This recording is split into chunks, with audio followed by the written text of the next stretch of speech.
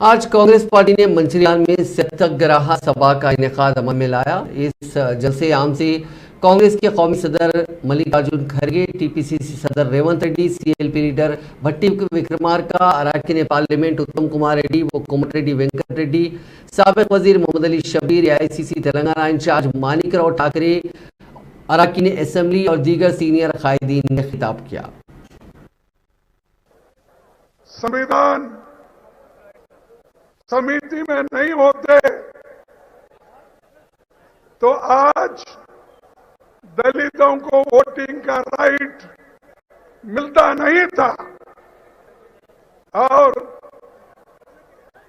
जो महिलाएं हैं उनको भी वोटिंग राइट नहीं मिलता था।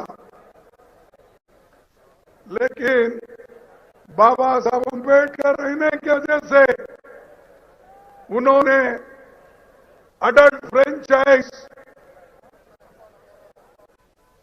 यानी महिलाओं को, पुरुषों को, गरीबों को, अमीरों को, सबको बराबर का हक दिया। सबको एक ही वोट का अधिकार है, चाहे वो बड़ा हो, चाहे वो छोटा हो, चाहे वो अमीर हो, चाहे वो गरीब से गरीब आदमी हो।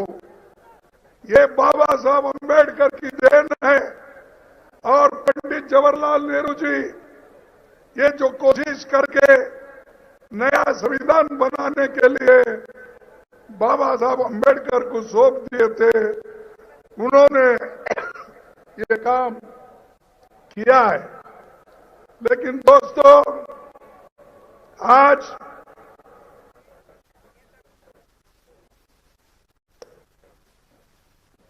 सब लोग अंबेडकर को भूल रहे हैं, दलितों का नाम लेते हैं। कोई बाबा साहब अंबेडकर का 15 फुट का स्टैचू लगाता है,